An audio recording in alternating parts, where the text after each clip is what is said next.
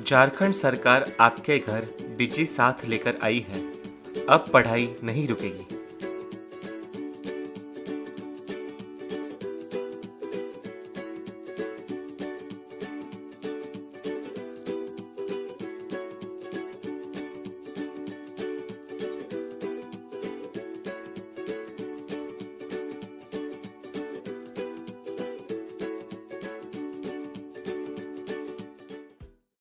Hello बच्चों, एक बार फिर से आप सभी का स्वागत है झारखंड सरकार के डीजी साथ प्रोग्राम में। आप सभी ने अपना कॉपी और कलम तो ले ही लिया होगा और आपको मजा भी बहुत आ रहा होगा। तो आइए देखते हैं कि आज हम क्या पढ़ेंगे। आज हम फिर से कक्षा 10वीं की पढ़ाई शुरू करते हुए उसमें गणित का पाठ वास्तविक संख्याओं के बारे में पढ़ेंगे और हिंदी का पाठ सूरदास के पदों के बारे में जानेंगे। उसके बाद हम कक्षा 12वीं की पढ़ाई शुरू करते हुए गणित का पाठ संबंध एवं फलन के बारे में पढ़ेंगे और उसके बाद भौतिकी यानी कि फिजिक्स का पाठ वैद्युत आवेश तथा क्षेत्र यानी इलेक्ट्रिक करंट एंड चार्ज के बारे में पढ़ेंगे। तो चलिए शुरू करते हैं आज के प्रोग्राम को। झारखंड सरकार आपके घर। नमस्कार दोस्तों, आज हम पढ़ेंगे वास्तविक संख्याएं। वास्तविक संख्या को इंग्लिश में रियल नंबर कहते हैं। तो आज की वीडियो है वास्तविक संख्याएं पार्ट 3। चलिए देखते हैं इस वीडियो में हम क्या पढ़ेंगे। अपरिमेय संख्याओं का पुनर्भ्रमण। प्रमेय 1.3। मान लीजिए p एक अभाज्य संख्या है। यदि p a स्क्वायर को विभाजित करती है तो p a को भी विभाजित करेगी, जहां a एक धनात्मक पूर्णांक है। यानी कोई एक अभाज्य संख्या अगर किसी संख्या के स्क्वायर को विभाजित करती है तो वह उस संख्या को भी विभाजित करेगी। चलिए इसका अर्थ एक उदाहरण से समझते हैं। माना कि p बराबर है 3 के तथा a बराबर है 6 के, तो a का वर्ग होगा 6 गुने 6 यानी कि 36। अब हम देखते हैं a स्क्वायर यानी कि 36 3 से विभाजित है, तो 6 यानी कि a भी 3 से पूर्णतः विभाजित है। तो इस प्रमेय का हम प्रयोग करेंगे आगे आने वाले प्रश्नों में। चलिए देखते हैं कैसे। सिद्ध कीजिए कि √2 यानी वर्गमूल 2 एक अपरिमेय संख्या है। तो इसको अपरिमेय संख्या सिद्ध करने के लिए हम कॉन्ट्राडिक्शन यानी कि विरोधाभास का प्रयोग करेंगे। विरोधाभास का अर्थ होता है हमें सिद्ध करना है वर्गमूल 2 एक अपरिमेय संख्या है। हम मान लेंगे कि वर्गमूल 2 एक परिमेय संख्या है। फिर हम उस पर परिमेय संख्या की परिभाषा तथा अन्य परिभाषाओं का प्रयोग करेंगे और हम एक ऐसे कंक्लूजन पे पहुंचेंगे जहां कोई भी दो स्टेटमेंट्स आपस में कॉन्ट्राडिक्ट करेंगे यानी विरोधाभास। तो चलिए देखते हैं कैसे सिद्ध करेंगे इसको हम। सबसे पहले कल्पना करेंगे कि √2 यानी वर्गमूल 2 एक परिमेय संख्या है। इसलिए परिमेय संख्या की परिभाषा से हम लिख सकते हैं कि √2 यानी वर्गमूल 2 बराबर है a/b के। अब जहां a तथा b सह अभाज्य संख्या है, यानी a तथा b के एक के अतिरिक्त कोई उभयनिष्ठ गुणनखंड नहीं है, अर्थात a और b ऐसी संख्याएं हैं जिसमें कुछ भी उभयनिष्ठ गुणनखंड नहीं है। अतः b वर्गमूल 2 बराबर में a। पिछले समीकरण को हमने क्रॉस मल्टीप्लाई करके हल किया है। दोनों पक्षों का वर्ग करने पर हमें प्राप्त होता है 2b² बराबर a²। अब ध्यान से देखिए इस समीकरण को। अगर हम ए स्क्वायर बराबर में लिख सकते हैं 2 गुने में बी स्क्वायर, यानी ए स्क्वायर के 2 गुणनखंड है 2 तथा बी स्क्वायर। इसका अर्थ है 2 ए स्क्वायर को विभाजित करता है, अतः 2 ए स्क्वायर को विभाजित करता है। इसीलिए प्रमेय 1.3 द्वारा 2 ए को भी विभाजित करेगा। अतः हम a बराबर 2c लिख सकते हैं, जहां c कोई पूर्णांक है। अब a का मान जो कि 2c है प्रतिस्थापित करने पर हमें 2b स्क्वायर बराबर 4c स्क्वायर प्राप्त होगा। अब हम यहाँ पर 2 से 4 को कैंसिल कर सकते हैं, तो हमें प्राप्त होगा b स्क्वायर बराबर 2c स्क्वायर।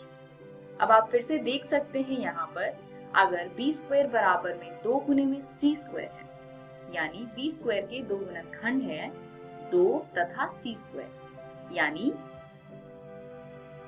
इसका अर्थ है 2 b स्क्वायर को विभाजित करता है। इसीलिए 2 b को भी विभाजित करेगा थ्योरम 1.3 से, जो हमने इस प्रश्न के पहले किया था। अतः a और b में कम से कम एक उभयनिष्ठ गुणनखंड है जो है 2। हमने पहले देखा कि 2 a को विभाजित करता है और अभी हमने देखा कि 2 b को भी विभाजित करता है। तो यहाँ a और b में 2 उभयनिष्ठ गुणनखंड है।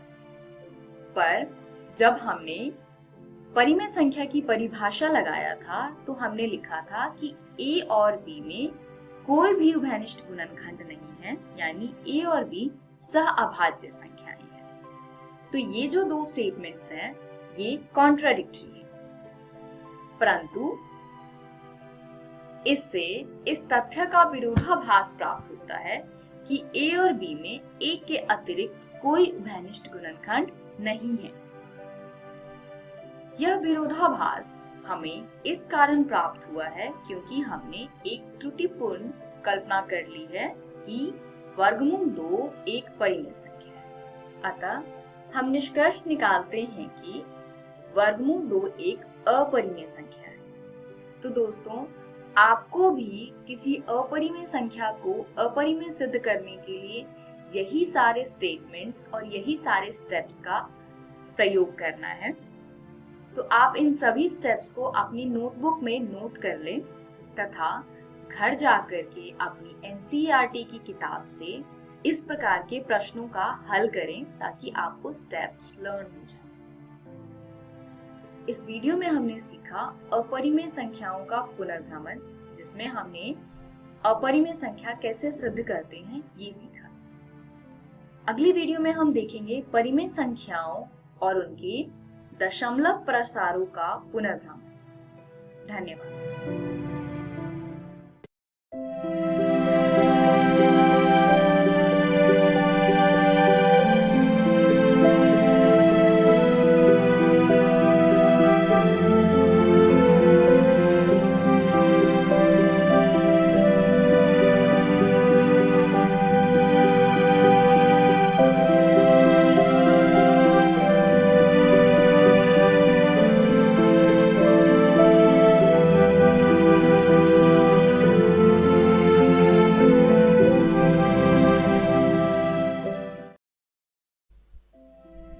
नमस्कार विद्यार्थियों, आज हम 10वीं कक्षा की हिंदी की पाठ्य पुस्तक क्षितिज भाग 2 के पहले पाठ को पढ़ने जा रहे हैं, जिसका नाम है सूरदास के पद। ये पद जितने आनंद देने वाले हैं उतने ही महत्वपूर्ण भी हैं। तो आइए विद्यार्थियों, शुरू करते हैं इस वीडियो को। आज की इस वीडियो में हम सबसे पहले पाठ से संबंधित प्रसंग को जानेंगे कि पाठ किस पर आधारित है या ये कविताएं किस विषय पर आधारित हैं। साथ ही हम पद संख्या 1 और 2 की व्याख्या करेंगे, उसे समझेंगे और उसके कुछ महत्वपूर्ण बिंदुओं पर चर्चा भी की जाएगी। तो आइए बिना वक्त गवाए शुरू करते हैं इस महत्वपूर्ण वीडियो को। विद्यार्थियों, स्क्रीन पर आपको एक चित्र दिखाई दे रहा है। ये चित्र है कृष्ण भक्त कवि सूरदास का।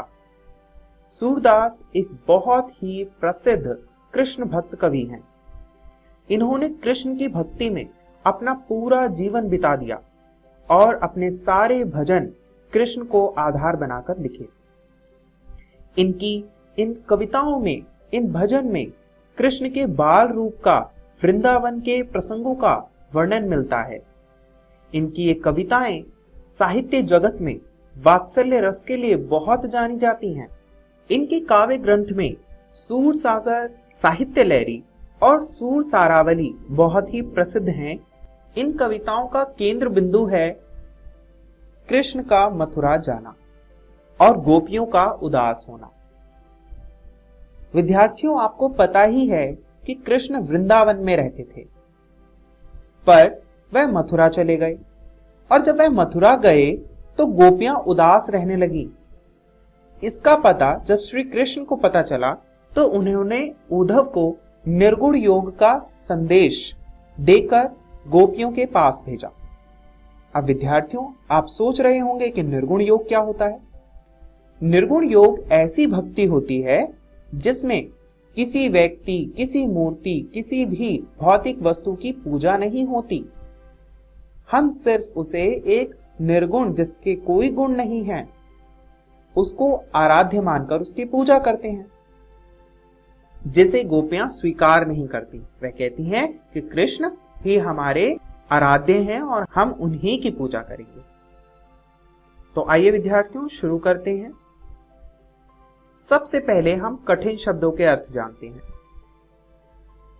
पहला कठिन शब्द है बड़भागी, जिसका अर्थ है भाग्यवान। अपरस यानी बिना छुए।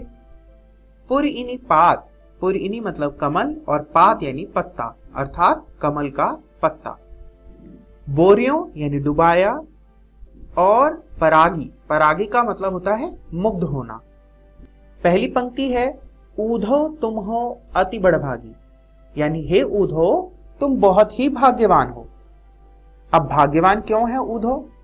आगे देखिए, क्यों उद्धव को भाग्यवान कह रही है गोपियां। वो कहती हैं कि तुम स्नेह के धागे से बंधे हुए हो। स्नेह का धागा यानी कृष्ण। तुम कृष्ण के साथ रहते हो, फिर भी तुम्हारे मन में कोई प्रेम नहीं जागा। नाहिन मन अनुरागी, तुम्हारे मन में कोई अनुराग नहीं जागा। तुम उससे अब तक अछूते हो, इसलिए तुम भाग्यवान हो। आगे वे कहती हैं कि तुम्हारी स्थिति तो ऐसी है जैसे कमल का पत्ता, पुरइनी पात, रहत जल भीतर। जैसे कमल का पत्ता पानी में रहता है, पर कमल के पत्ते को पानी बिल्कुल प्रभावित नहीं करता। तुम भी बिल्कुल वैसे ही हो। कृष्ण के पास रहते हो, किंतु तुम में प्रेम नाम की कोई चीज ही नहीं है। आगे वे कहते हैं ज्यों जल माह तेल की गागरी, बूंद न ताको लागी। मतलब एक और उदाहरण दिया है। वे कहती हैं कि तेल की मटकी जब पानी में डुबोई जाती है तो भी पानी जो है वह उस मटकी को प्रभावित नहीं कर पाती। मटकी जो है वह पानी की बूंद से मिलती तक नहीं है। तुम्हारी स्थिति बिल्कुल ऐसी ही है। अब यहाँ पर विद्यार्थियों आप देखेंगे जल जो शब्द है वह प्रेम के संबंध में प्रयोग किया जा रहा है। आइए आगे पढ़ते हैं पद को। अगला है कि प्रीति नदी में पाँव न बोरियो, यानी तुमने प्रीति नदी में यानी प्रेम रूपी नदी में कभी पैर ही नहीं डुबोया।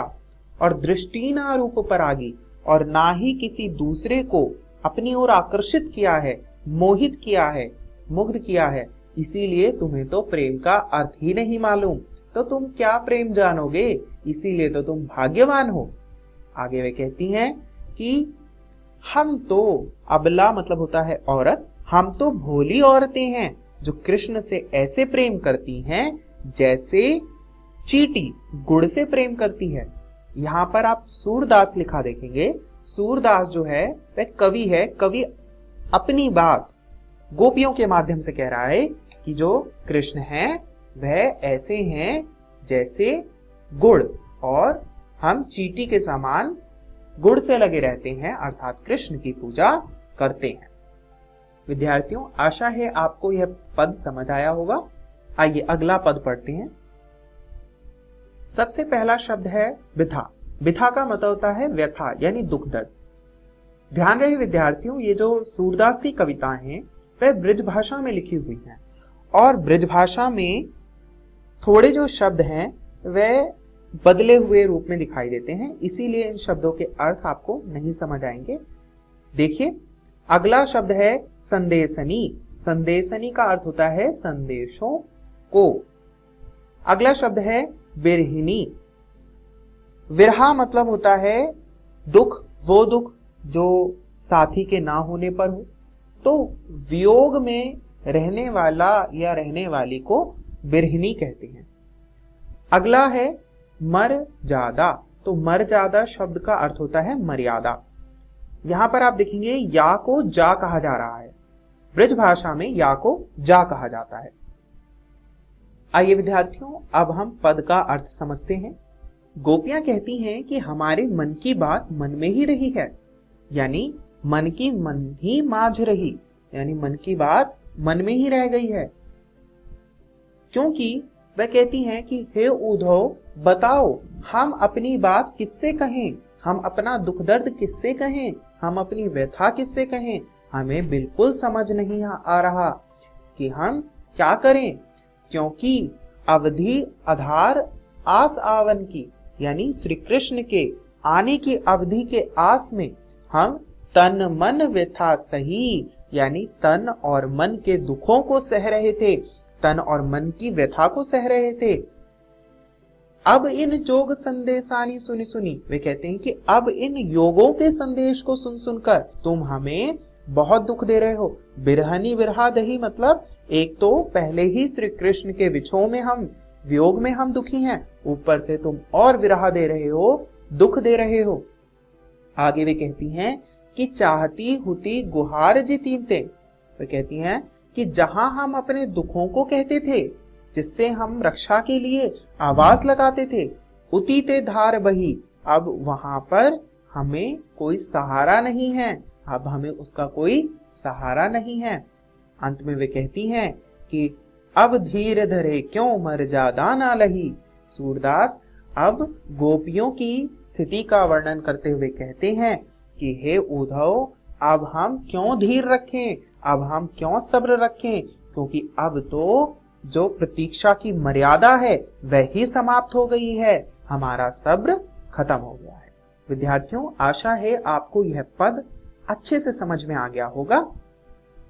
देखते हैं कि आज की वीडियो में हमने क्या सीखा। आज की वीडियो में हमने जाना कि सूरदास कौन थे और उद्धव भाग्यवान क्यों हैं और इसका अर्थ क्या है। साथ ही हमने गोपियों के सब्र की मर्यादा क्यों समाप्त हुई, इस पर भी चर्चा की। विद्यार्थियों, अगले वीडियो में आप पद संख्या 3 और 4 को पढ़कर आएंगे, जो आपकी हिंदी की पाठ्य पुस्तक क्षितिज भाग 2 की पृष्ठ संख्या 6 पर है। इस वीडियो को देखने के लिए बहुत बहुत धन्यवाद। नमस्कार विद्यार्थियों, पिछली वीडियो में हमने सूरदास के पद पढ़े थे और आज हम इस वीडियो में शेष पदों को पढ़ेंगे। आज की इस वीडियो में हम सबसे पहले पद संख्या 3 और 4 के प्रसंगों का अध्ययन करेंगे, उसके बाद पदों की व्याख्या करेंगे यानी उसे समझेंगे और उसके कुछ महत्वपूर्ण स्थलों का भी जिक्र करेंगे और उसे जानेंगे। तो आइए शुरू करते हैं इस वीडियो को। इस वीडियो में सबसे पहले हम पद संख्या 3 को पढ़ने वाले हैं, जिसका प्रसंग ये है, गोपियां श्री कृष्ण से अपना संबंध बताती हैं और क्योंकि गोपियां दुखी हैं इसीलिए वह उद्धव को कुछ नहीं कहती प्रत्यक्ष तौर पर, वह एक भंवरे को संकेत बनाकर ये सारी बातें कहती हैं और इसीलिए इन कविताओं को, इन पद को एक रचना में संकलित किया गया है जिसे भ्रमर गीत कहते हैं। यहाँ पर उद्धव के निर्गुण योग संदेश का प्रभाव किस तरीके से गोपियों पर पड़ता है और गोपियां किस तरीके से उसके निर्गुण योग के संदेश को खारिज कर देती हैं, उसका भी वर्णन हम इस वीडियो में करेंगे। तो आइए शुरू करते हैं। पद को समझने से पहले कुछ कठिन शब्द समझ लेते हैं। हारिल एक ऐसा पक्षी होता है जो अपने हाथ में हमेशा एक लकड़ी का टुकड़ा या तिनका रखे रहता है। अगला शब्द है उर। उर का मतलब होता है हृदय। जकरी यानी रटती हैं। करवी ककरी, अब देखेंगे आप, क्योंकि हमने पहले चर्चा की थी कि यह ब्रज भाषा है, तो ब्रज भाषा में ड़ के स्थान पर र का प्रयोग किया जाता है, इसीलिए यहां पर कड़वी ककड़ी को करवी ककरी लिखा हुआ है।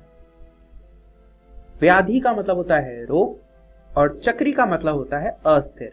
अस्थिर मतलब जो स्थित ना हो, जो हिलते डुलते रहे। आइए अब हम इस पद का अर्थ समझते हैं। गोपियां कहती हैं हमारे हरि हारिल की लकड़ी, यानी हमारे लिए कृष्ण उस हारिल के समान है, उस हारिल की लकड़ी के समान है जो हमेशा उस पक्षी के हाथ में रहता है और वह मृत्यु हो जाने पर भी उसे नहीं छोड़ता। तो हम कृष्ण से इस प्रकार प्रेम करते हैं। आगे वे कहती है कि हमने इस लकड़ी को अपने मन से, वचन से और कर्म से पकड़ रखा है, दृढ़ रूप से पकड़ रखा है, हम इसे छोड़ने वाली नहीं हैं। वे कहती हैं कि जागते सोते दिन रात हम कान्हा यानी कृष्ण का नाम जपते रहते हैं, कृष्ण को याद करते रहते हैं, क्योंकि वह हमारा ईश्वर है, हमारा श्रद्धेय है। आगे वे कहती हैं कि तुम्हारे इस योग के संदेश को सुनकर ऐसा लगता है जैसे हमने कड़वी ककड़ी खा ली हो। विद्यार्थियों, आपने कभी कड़वी ककड़ी खाई है? नहीं ना, क्योंकि वह बहुत ही कड़वी होती है, उसे खाया नहीं जा सकता, हम उसे चक्कर फेंक देते हैं। तो यहाँ पर गोपियां सुनती हैं निर्गुण योग के बारे में, पर वह उसे कड़वी ककड़ी के समान लगता है और वह उसे अपनाना नहीं चाहती। आगे वे कहती हैं सू तो व्याधि हमको ले आए, देखी सुनी ना करी, यानी ये जो निर्गुण योग है वह हमारे लिए रोग है, जिसे ना तो हमने कभी देखा है, ना ही सुना है, और ना ही हम इसे प्रयोग करने वाले हैं। आगे सूरदास गोपियों के माध्यम से कहते हैं कि यह निर्गुण योग का जो संदेश है यह उन लोगों को सौंप दो, या उन लोगों को दो जिनके मन अस्थिर हैं, जिनका मन स्थिर नहीं है। हमारा तो मन स्थिर है। किस पे स्थिर है? कृष्ण पर स्थिर है। हम कृष्ण को प्रेम करते हैं, उसको चाहते हैं, इसीलिए हम अपने कृष्ण को नहीं छोड़ सकते। आइए विद्यार्थियों, अब अगला पद समझते हैं। अगले पद को समझने से पहले कुछ कठिन शब्द समझ लेते हैं। पहला शब्द है मधुकर। मधुकर यानी भंवरा, और जैसा कि अभी हमने वर्णन किया कि जो गोपियां जो कुछ कह रही हैं वह उद्धव से नहीं कह रही हैं, एक भंवरे से कह रही हैं, इसीलिए यहाँ पर उद्धव को मधुकर कहा गया है, भंवरा कहा गया है। आगे डोलत। डोलत शब्द का मतलब होता है फिरना यानी घूमना। फेर पाही मतलब फिर प्राप्त होंगे या पाएंगे। और अगला शब्द है धर्म। धर्म यानी धर्म। जो ब्रज भाषा है उसमें रेफ का विधान नहीं होता, रा रेफ का विधान नहीं होता, इसलिए जहां पर भी रा का प्रयोग होता है वह पूरे रूप में होता है, तो रेफ की जगह पर पूर्ण रा का प्रयोग किया जाता है, इसीलिए धर्म धर्म है। आइए व्याख्या देखते हैं। हरिहर राजनीति पर आए। यहां पर गोपियां कहती हैं कि श्री कृष्ण जो हैं वह राजनीति पढ़ चुके हैं, उन्हें अब नीतियों का ज्ञान हो गया है, इसीलिए वह पहले भंवरे को भेजकर, मधुकर को भेजकर सारे समाचार प्राप्त कर लेते हैं, हमारी स्थिति के बारे में जान लेते हैं।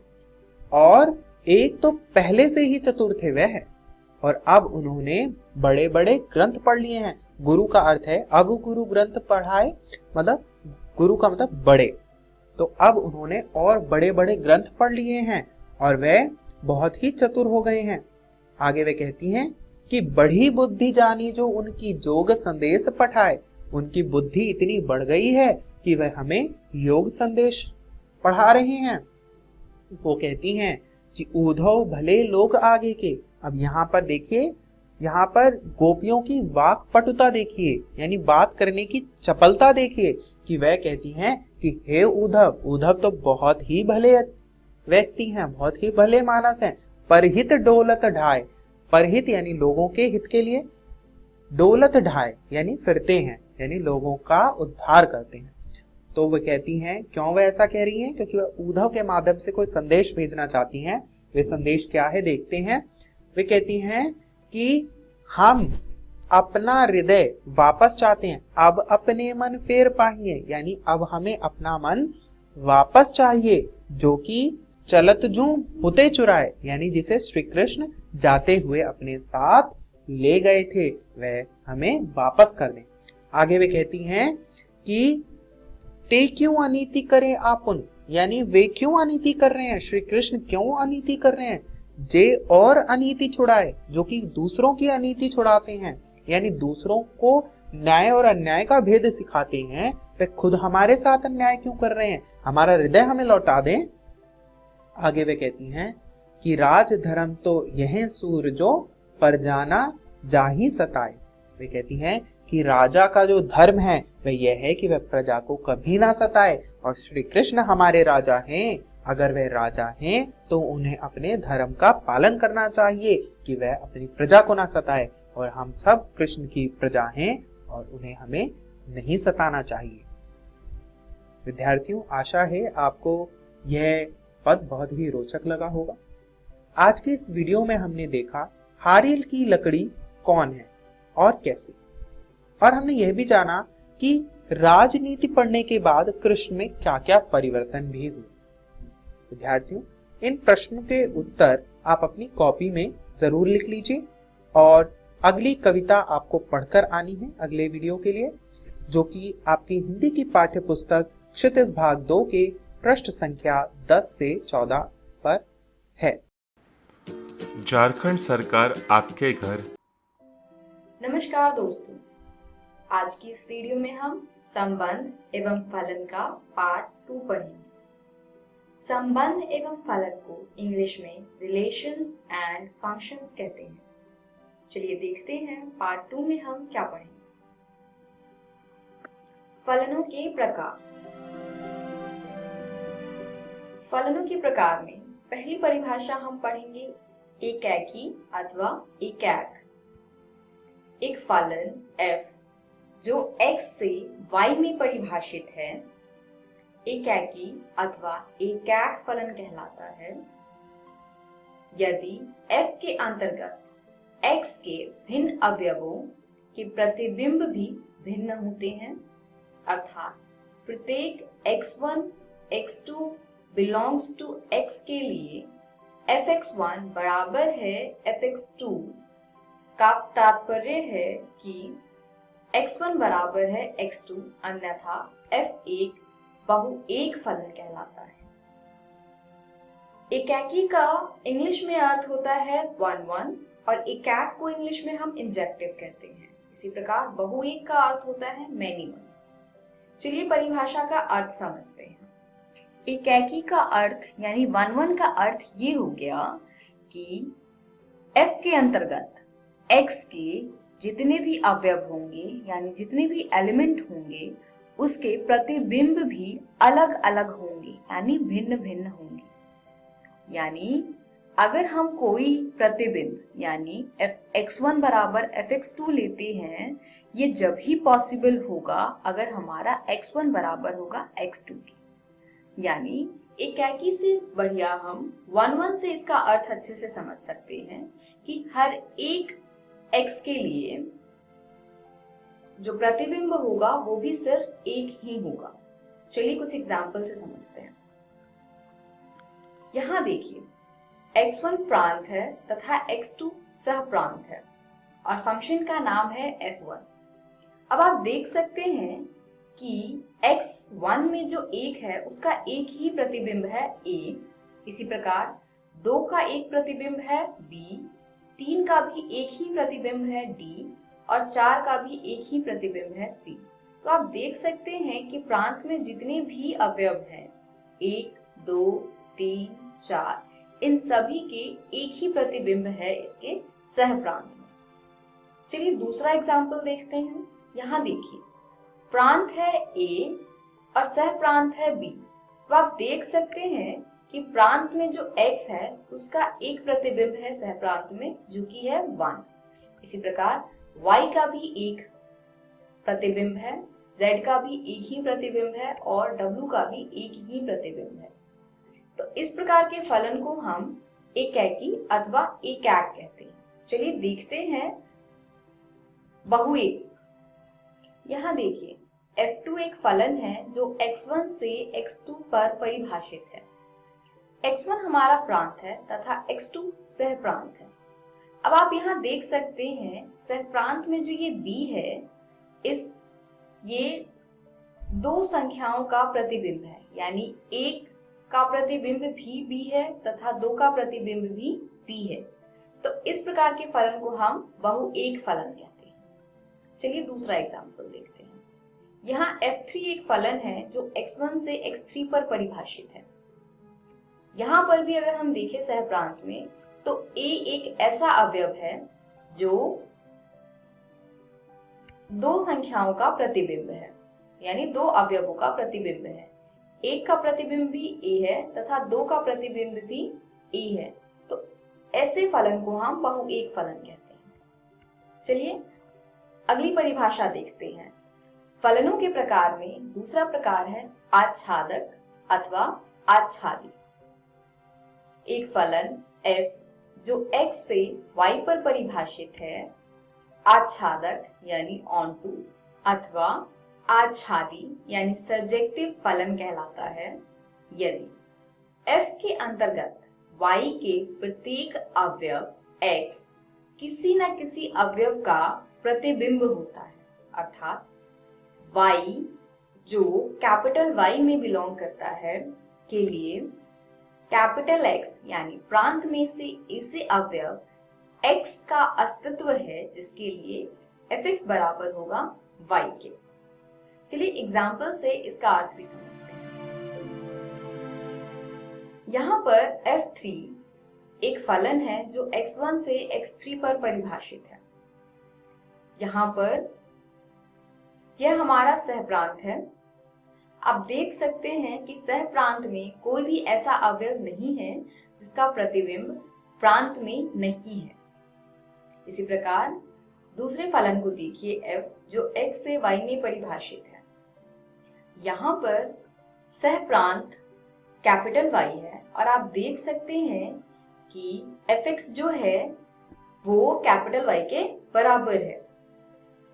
यानी हम कह सकते हैं आच्छादक अथवा आच्छादी में ऐसे फलन जिसमें जो परिसर है वो सह प्रांत के बराबर आ जाए। आप जानते हैं परिसर होगा fx तथा सह प्रांत है y। तो ऐसे फलन जहां पर सह प्रांत तथा परिसर आपस में बराबर हो जाएं, ऐसे फलन को हम ऑनटू कहते हैं। चलिए एक ऐसे फलन का एग्जाम्पल लेते हैं जो आच्छादक नहीं है। इस फलन को देखिए, इसमें प्रांत है 1, 2, 3, 4 तथा सह प्रांत है a, b, c, d तथा अब आप देख सकते हैं कि इसका परिसर क्या है a, b, d। यानी यहाँ पर एक अवयव c ऐसा है जो प्रांत के किसी भी अवयव का प्रतिबिंब नहीं है। यानी यहाँ पर हमें मिलता है कि परिसर जो है वो पूरी तरीके से सह प्रांत के बराबर नहीं है, इसलिए ये फलन एक आच्छादक फलन नहीं है। चलिए तीसरा प्रकार देखते हैं, एकैकी तथा आच्छादक। इसको हम एकैकी आच्छादी भी कहते हैं। ये वो फलन होते हैं जो एकैकी भी हो और आच्छादक भी हो। तो ऐसे फलन जो एकैकी तथा आच्छादक दोनों ही होते हैं उसको हम एकैकी आच्छादी कहते हैं। अब आप यहाँ देख सकते हैं जो एग्जाम्पल दिया है वो एकैकी भी है तथा आच्छादक भी है। चलिए उदाहरण देखते हैं। सिद्ध कीजिए कि fx बराबर 2x द्वारा प्रदत्त फलन f जो n से n पर परिभाषित है एकैकी है किंतु आच्छादक नहीं है। यहाँ पर जो कैपिटल N है वो नेचुरल नंबर्स यानी प्राकृत संख्या को दर्शाता है। चलिए हल देखते हैं। पहले चेक करते हैं क्या ये फलन एकैकी है या नहीं। इसके लिए x1 x2 मान लेते हैं n में बिलोंग करता है जो हमारा प्रांत है, तथा fx1 बराबर है fx2 के, यानी ये कंडीशन है हमारा कि अगर हमारा fx1 बराबर है fx2 के, यानी 2x1 बराबर होगा 2x2 के। यहाँ पे हमने फंक्शन जो परिभाषित है fx बराबर 2x वो रखा है। अब आप 2 से 2 को काटेंगे तो ये आया x1 बराबर x2, यानी परिभाषा के हिसाब से अगर fx1 बराबर है fx2 के तो हम प्राप्त कर पा रहे हैं कि x1 भी x2 के बराबर है। तो इस प्रकार से हम ये प्राप्त करते हैं कि ये फलन एकेकी है। इन शॉर्ट अगर हम देखें तो हमारे पास कंडीशन बस इतनी है कि किसी भी fx1 बराबर fx2 के लिए अगर हम ये प्राप्त कर पाते हैं कि x1 बराबर x2 है तो ये फलन एकेकी होगा। अगर हम नहीं कर पाते हैं कि x1 बराबर x2 है तो ये फलन एकेकी नहीं होगा। चलिए देखते हैं आच्छादक है या नहीं। इसके लिए हम y belongs to capital N यानी सहप्रांत में देखेंगे। हम शुरू करेंगे सहप्रांत से। सहप्रांत से हम रैंडमली एक अवयव उठाएंगे और हम ये सिद्ध करेंगे कि एक रैंडम अवयव भी अगर हम उठाते हैं सहप्रांत से तो वो किसी न किसी अवयव का प्रतिबिंब है। और अगर हम ये सिद्ध कर पाते हैं तो ये फलन आच्छादक कहलाएगा, और अगर हम ये नहीं सिद्ध कर पाएंगे तो ये आच्छादक फलन नहीं कहलाएगा। अगर y n में बिलोंग करता है यानी सहप्रांत में, तब fx बराबर होगा y के। fx का मान है 2x प्रश्न के अनुसार, तो ये हो जाएगा 2x बराबर y। अगर हम इसको हल करते हैं तो यहाँ से हमें x का मान प्राप्त होता है y बटे में 2। अब ये जो x है वह प्रांत में है, तो क्या ये x प्रांत में है या नहीं चेक करते हैं। अब आप सिंपली देखिए y बटे में 2 है।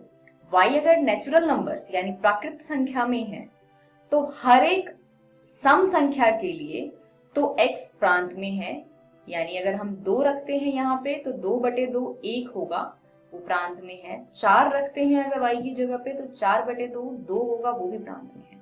पर क्या हम अगर y की जगह पर 3 रखें, 3 एक प्राकृत संख्या है, अगर मैं यहाँ 3 रखूं तो 3 बटे में 2 जो कि 1.5 है वो प्रांत में नहीं है।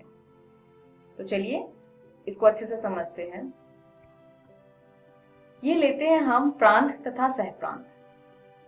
जो आप दाईं साइड पर देख रहे हैं वो सहप्रांत है तथा बाईं साइड वाला प्रांत है। अब आप देखिए क्या सहप्रांत में जितनी भी संख्याएं हैं वो किसी न किसी संख्या का प्रतिबिंब है। चलिए देखते हैं। 1 किसी भी संख्या का प्रतिबिंब नहीं है, यानी यहाँ पर x की जगह पे कोई भी ऐसी संख्या हम नहीं रख सकते हैं जिसकी वजह से आंसर हमारा 1 आ जाए। अब आप देख सकते हैं fx बराबर यहाँ पे फंक्शन 2x है, तो 1 प्राप्त करने के लिए मुझे x की जगह पर 1/2 रखना होगा, और 1/2 प्राकृत संख्या नहीं है। इसी प्रकार आप देखिए 2 1 का प्रतिबिंब है, यानी अगर मैं x की जगह पर 1 रखूं तो आंसर मेरा 2 आएगा। 3 किसी भी संख्या का प्रतिबिंब नहीं है। इसी प्रकार 4 2 का प्रतिबिंब है। तो आप देख सकते हैं हर दूसरी संख्या किसी भी संख्या का प्रतिबिंब नहीं है। 1 3 5 7 एंड सो ऑन जितनी भी विषम संख्याएं हैं, इन विषम संख्याओं का कोई भी प्री इमेज प्रांत में नहीं है, यानी ये संख्याएं किसी भी संख्या का प्रतिबिंब नहीं है।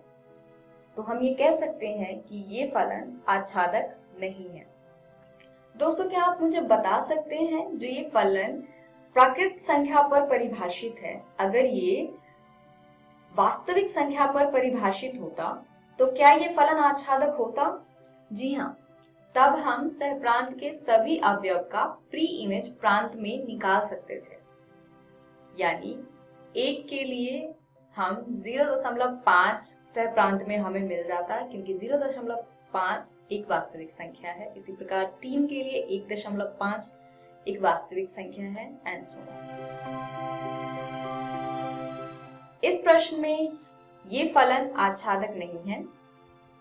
इस वीडियो में हमने सीखा फलनों के प्रकार। अगली वीडियो में हम फलनों का संयोजन तथा व्युत्क्रमणीय फलन पढ़ेंगे। धन्यवाद। झारखंड सरकार आपके घर डिजी साथ लेकर आई है। अब पढ़ाई नहीं रुकेगी।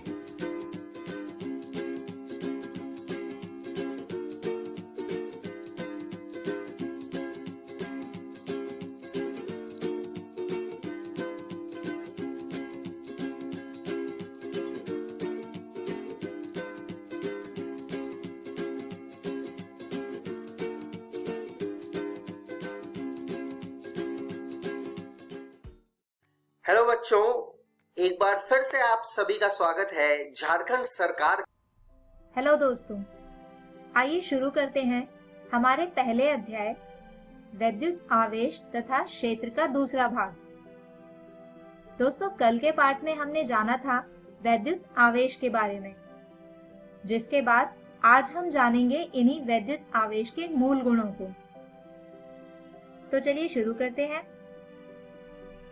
दोस्तों, वैद्युत आवेश के मूल गुणों में आज हम बात करेंगे मुख्यतः 3 गुणों की: आवेशों की योज्यता, वैद्युत आवेश का संरक्षण नियम और वैद्युत आवेश का क्वांटमीकरण। तो आइए सबसे पहले समझते हैं पहला गुण, यानी आवेशों की योज्यता। अब आप सोच रहे होंगे कि यह योज्यता क्या है, तो इसे हम एक उदाहरण से समझते हैं। मान लीजिए हमारे पास कोई एक वस्तु है, जैसे कि ये बॉल। अब मान लीजिए कि इस बॉल पर कुल 4 आवेश Q1, Q2, Q3 तथा Q4 उपस्थित हैं। और मान लीजिए कि इस वस्तु यानी बॉल पर कुल आवेश को बड़े Q से दर्शाया जाता है। तो यह कुल आवेश यानी Q वस्तु पर उपस्थित सभी आवेशों का योग होगा। मतलब Q बराबर Q1 जमा Q2 जमा Q3 जमा Q4। अब मान लीजिए कि Q1 5 कूलम, Q2 1 कूलम तथा Q3 और Q4 ऋणात्मक 3 तथा ऋणात्मक 2 कूलम है। तो आवेशों की योज्यता नियम के अनुसार कुल आवेश Q बराबर होगा 5 जमा 1 घटा 3 घटा 2 के, जिसे हल करने पर Q आता है धनात्मक 1 कूलम के। यानी आवेशों की योज्यता का अर्थ है किसी वस्तु पर कुल आवेश वस्तु पर उपस्थित आवेशों का उनके चिन्ह के अनुसार योग होना। चलिए अब बात करते हैं आवेशों के दूसरे मूल गुण, यानी वैद्युत आवेश का संरक्षण नियम। इसे समझते हैं। मान लीजिए हमारे पास 2 छड़ हैं, जिसमें से किसी एक छड़ पर कुछ आवेश उपस्थित है और यह दोनों ही छड़ मिलकर बनाती हैं एक निकाय यानी सिस्टम। तो हम देख सकते हैं कि इस निकाय का कुल आवेश है 3 कूलम। अब मान लीजिए कि यह आवेश किसी कारण एक छड़ से दूसरी छड़ पर स्थानांतरित हो जाता है। और जैसा कि हमने पहले ही कहा था कि पूरा निकाय इन दोनों छड़ों को मिलाकर बनता है। तो अब अगर आप देखें तो इस निकाय के कुल आवेश जो स्थानांतरण से पहले 3 कूलम था, आवेशों के स्थानांतरण के बाद भी 3 कूलम ही है। यानी इस पूरी क्रिया में दूसरी छड़ आवेशित भी हो गई, किंतु निकाय का कुल आवेश उतना ही रहा। यानी किसी भी निकाय का कुल आवेश संरक्षित रहता है, अर्थात आवेश को न तो बनाया जा सकता है और न ही नष्ट किया जा सकता है। इसे केवल एक वस्तु से दूसरी वस्तु पर स्थानांतरित किया जा सकता है। चलिए आगे बढ़ते हैं और समझते हैं आवेशों का तीसरा मूल गुण, जो है आवेशों का क्वांटमीकरण। दोस्तों, इसे समझने से पहले हम जरा अपने दिमाग पर जोर डालकर यह याद कर लेते हैं कि किसी वस्तु को आवेशित किस किस प्रकार से किया जा सकता था। तो अगर आपको हमारा पिछला वीडियो याद होगा तो आप आसानी से बता सकते हैं कि किसी वस्तु को आवेशित करने की कुल 3 विधियां हैं: संपर्क द्वारा आवेशन, घर्षण द्वारा आवेशन और प्रेरण द्वारा आवेशन, जिसे हमने हमारे पिछले वीडियो में बताया था। अब आप सोच रहे होंगे कि मैंने आपको इन्हें याद करने को क्यों कहा।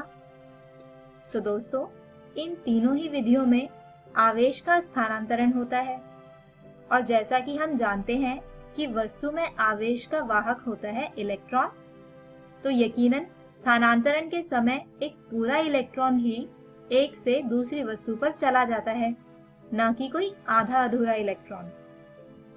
और दोस्तों, जैसा कि हम जानते ही हैं कि एक इलेक्ट्रॉन पर कुल आवेश होता है 1.6 गुणा 10 की घात ऋणात्मक 19 कूलम। यानी किसी भी वस्तु पर उत्पन्न आवेश Q को ज्ञात करने के लिए हमें बस उस वस्तु पर आए इलेक्ट्रॉन की संख्या जाननी है, और उस संख्या और इलेक्ट्रॉन का आवेश का गुणनफल हमें बताएगा वस्तु पर कुल आवेश की मात्रा, यानी Q बराबर NE, जहां Q वस्तु का कुल आवेश, N वस्तु पर उत्पन्न कुल इलेक्ट्रॉन तथा E एक इलेक्ट्रॉन का आवेश है। और दोस्तों, यही कहलाता है आवेश का क्वांटमीकरण, जिसके अनुसार कुल आवेश एक इलेक्ट्रॉन के आवेश का किसी वास्तविक पूर्ण संख्या का गुणज होता है। चलिए अब इसी नियम पर आधारित एक प्रश्न समझते हैं। एक प्लास्टिक की छड़ को ऊन से रगड़ने पर उसमें ऋणात्मक 8 गुणा 10 की घात ऋणात्मक 7 कूलम आवेश उत्पन्न होता है। ऊन से प्लास्टिक की छड़ पर स्थानांतरित होने वाले इलेक्ट्रॉन की संख्या क्या होगी? तो दोस्तों, जैसा कि प्रश्न में दिया गया है कि छड़ को ऊन से रगड़ने पर कुल आवेश यानी Q उत्पन्न होता है, जो बराबर है ऋणात्मक 8 गुणा 10 की घात ऋणात्मक 7 कूलम के। अब वैद्युत आवेश के क्वांटमीकरण द्वारा हम लिख सकते हैं कि Q बराबर है NE के। और दोस्तों, क्योंकि हमें निकालना है N यानी इलेक्ट्रॉन की संख्या, तो वो बराबर होगी Q बटे E के। चलिए अब इस समीकरण में हम Q तथा E का मान रख देते हैं और इसे हल करते हैं। तो इसे हल करने पर N बराबर आता है 5 गुणा 10 की घात 12 के, यानी कुल इलेक्ट्रॉन 5 गुणा 10 की घात 12 होंगे।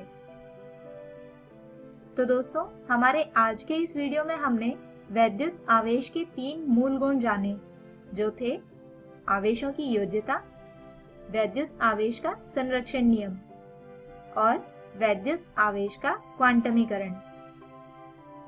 तो दोस्तों, हम आशा करते हैं कि आज का यह वीडियो आपको समझ आया होगा। दोस्तों, कल के वीडियो में हम जानेंगे आवेशों के बीच लगने वाले बल और कूलाम नियम के बारे में।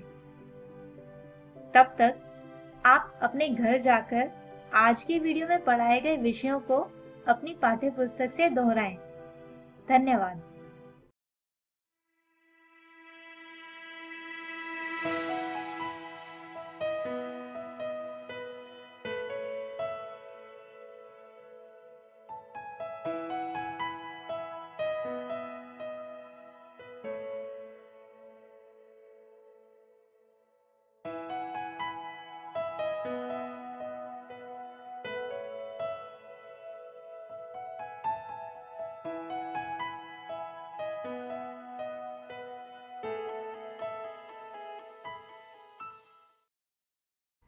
हेलो दोस्तों, इस वीडियो लेक्चर में आपका स्वागत है।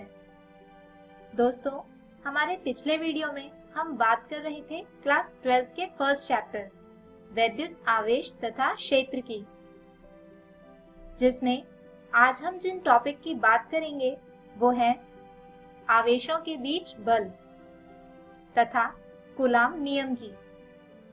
तो आइए बात करते हैं सबसे पहले टॉपिक आवेशों के बीच लगने वाले बल की।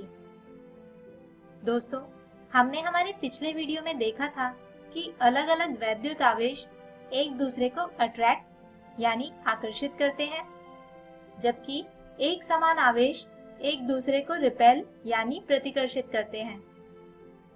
यानी इन दोनों ही परिस्थितियों को देखते हुए हम ये कह सकते हैं कि वैद्युत आवेश एक दूसरे पर फोर्स यानी बल लगाते हैं।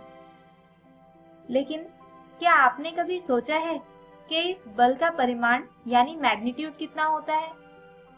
तो दोस्तों, बल के इस परिमाण को मापने का आइडिया सबसे पहले आया था फ्रेंच भौतिक शास्त्री चार्ल्स ऑगस्टिन दे कूलम्ब को, और उनके द्वारा किन्हीं दो वैद्युत आवेशों के बीच लगने वाले इस बल को मापने के नियम को कहा जाता है कूलाम्ब नियम। दोस्तों, इस नियम के अनुसार किन्हीं दो वैद्युत आवेशों के बीच लगने वाले बल का परिमाण आवेशों के गुणनफल के अनुक्रमानुपाती होता है। यानी हम लिख सकते हैं कि बल अनुक्रमानुपात Q1 गुणा Q2। इसके अलावा ठीक गुरुत्वाकर्षण बल के जैसे ही इस बल का परिमाण भी व्युत्क्रमानुपाती होता है आवेशों के बीच की दूरी के वर्ग के। यानी अगर दोनों आवेशों के बीच की दूरी r है तो बल व्युत्क्रमानुपाती होगा r⁻2 के। अब अगर हम इन दोनों ही स्टेटमेंट्स को साथ में लिखें तो बल के परिमाण F को लिखा जा सकता है अनुक्रमानुपात Q1 Q2 बटे r⁻2। और अगर अनुक्रमानुपातिकता के चिन्ह को हटाया जाए तो F बराबर होगा K Q1 Q2 बटे r⁻2 के। दोस्तों, यहाँ पर K को बोला जाता है आनुपातिकता स्थिरांक और इसका मान होता है 1/4 पाई एप्सिलॉन नॉट के। लेकिन दोस्तों, जैसा कि हम जानते हैं कि बल एक सदिश राशि होती है, यानी इसके परिमाण के साथ साथ इसकी एक निर्धारित दिशा भी होती है। और अगर हम माने कि यहाँ ये दो वैद्युत आवेश हैं जो एक दूसरे पर बल लगा रहे हैं, लाल वाले आवेश को हम 1 से अंकित करते हैं और नीले वाले आवेश को 2 से। अब जैसा कि हम देख रहे हैं कि ये दोनों ही आवेश एक दूसरे को अपनी ओर खींच रहे हैं, यानी आवेश 1 की वजह से आवेश 2 पर जो बल लग रहा है वो कुछ इस दिशा में होगा। दोस्तों, इसे हम लिख सकते हैं F21, यानी आवेश 2 पर आवेश 1 की वजह से लगने वाला बल। और ठीक इसी तरह आवेश 1 पर आवेश 2 की वजह से लगने वाला बल कुछ इस तरह से होगा और इसे लिखा जा सकता है F12, यानी आवेश 1 पर आवेश 2 की वजह से लगने वाला बल। अब दोस्तों, कूलाम्ब नियम के अनुसार इन दोनों ही बलों का परिमाण होगा एक समान और जो बराबर होगा 1/4 पाई एप्सिलॉन नॉट गुणा Q1 Q2 बटे r⁻2।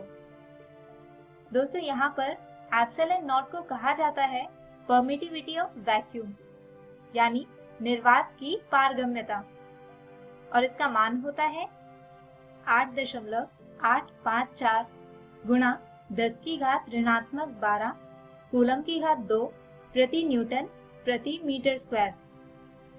और इस मान को रखकर हम निकाल सकते हैं 1/4 पाई एप्सिलॉन नॉट की वैल्यू, जो होती है 9 गुणा 10⁻9 न्यूटन मीटर स्क्वायर प्रति कूलम स्क्वायर के बराबर। आइए अब इसी नियम पर आधारित एक उदाहरण समझते हैं।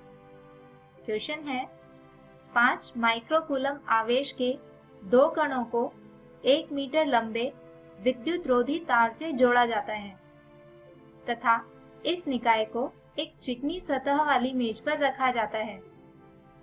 तार में उत्पन्न होने वाले खिंचाव की गणना करें। यानी 2 कण जिनका आवेश 5-5 माइक्रोकूलम है किसी 1 मीटर लंबे विद्युत रोधी तार से जुड़े हैं। दोस्तों, तार विद्युत रोधी होने की वजह से यहाँ आवेश एक कण से दूसरे कण पर स्थानांतरित नहीं होगा। इसके अलावा ये पूरा निकाय एक चिकनी सतह वाली मेज पर रखा है जिससे किसी भी तरह की मूवमेंट को हम देख सकें। अब हमें निकालना है इस तार में उत्पन्न होने वाला खिंचाव। तो आइए सबसे पहले समझते हैं कि ये खिंचाव आखिर होगा क्यों, और इसे समझने के लिए हम देखते हैं इस मेज का टॉप व्यू। तो दोस्तों, जैसा कि हमने कहा था कि दो समान आवेश करते हैं एक दूसरे को रिपेल यानी प्रतिकर्षित, यानी ये दोनों आवेश एक दूसरे पर लगाएंगे बल एक दूसरे के विरुद्ध कुछ इस दिशा में, जिसकी वजह से तार में होगा खिंचाव। और दोस्तों, यहाँ पर जो क्वांटिटीज हमें दी गई हैं वो हैं Q1 बराबर Q2 बराबर 5 माइक्रो, या यूं कहें कि 5 गुणा 10 की घात ऋणात्मक 6 कूलम, और R बराबर है 1 मीटर के। अब न्यूटन के तीसरे नियम के अनुसार ये खिंचाव होगा कणों पर लगने वाले बल के ही बराबर, यानी T बराबर F, और कूलम नियम से हम निकाल सकते हैं F, जो बराबर होगा 1/4 pi epsilon not Q1 Q2 बटे R की घात 2 के। अब यहाँ पर हम Q1 Q2 और R का मान रखकर इसे हल करें तो F आता है 0.225 न्यूटन, यानी तार में उत्पन्न खिंचाव था 0.225 न्यूटन। तो दोस्तों, हम उम्मीद करते हैं कि आज की इस वीडियो में बताए गए टॉपिक्स आपको समझ आए होंगे। हमारे आज के इस वीडियो में हमने बात की आवेशों के बीच लगने वाले बल की, जिसके परिमाण को मापने के लिए एक नियम दिया था फ्रेंच भौतिक शास्त्री चार्ल्स ऑगस्टिन दे कूलम ने, और जिसे कहा जाता है कूलम नियम, जिसे हमने इस वीडियो में समझा था। हमारे अगले वीडियो में हम बात करेंगे इसी पाठ के 2 अन्य विषय वैद्युत क्षेत्र और वैद्युत क्षेत्र रेखाओं की। तब तक के लिए take care and good bye.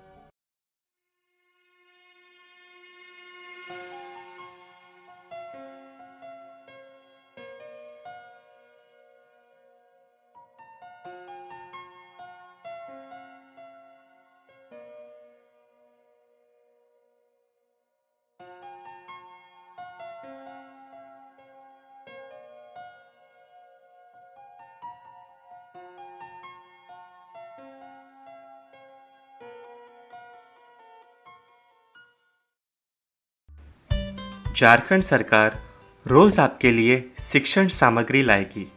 अब पढ़ाई नहीं रुकेगी।